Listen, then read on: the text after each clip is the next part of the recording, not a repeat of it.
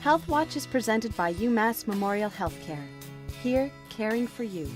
Welcome to Health Watch, presented by UMass Memorial Healthcare. I'm Olivia Lemon. Today's topic is hip replacements. What are the components of a hip replacement implant? Hip replacement has two components to it.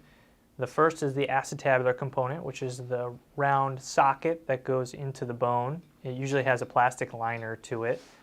The other component is the femoral component, which is what goes inside the femur bone, and that typically has the ball that's associated with it. They're actually held together just by the tension of the muscles and the ligaments surrounding the hip, so they don't actually lock together, but they're really held just by the tension of those muscles. What is an implant made of? They're typically made out of titanium alloy.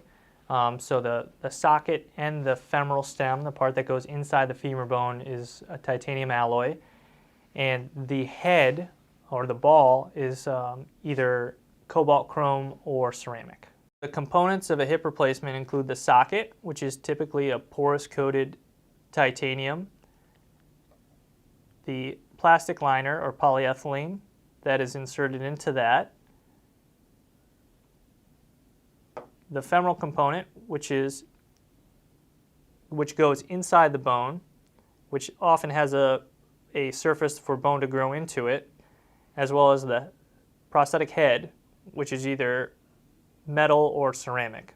What is the difference between a cemented and a press-fit implant? A press-fit implant is one that goes into the bone directly and has a porous surface or kind of gritty surface that the bone actually can grow into. So the implant almost becomes part of your body.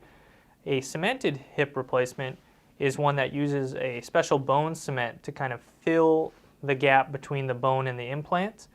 And it's just a different method of preparing the implant. Cemented implant here in the United States is mostly used for people with hip fractures, which is typically associated with softer bone or osteoporosis. And here at UMass, looking at some of the data we have and in our national studies, we found that people with cemented implants, even after their hip replacements, may have less of a risk of fracturing around their implant.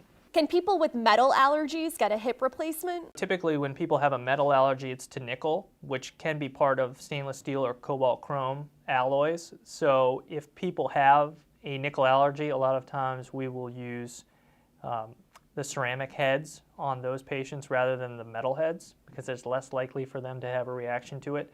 But the actual titanium alloy that's used in the implants is relatively inert. The body doesn't really react against it much.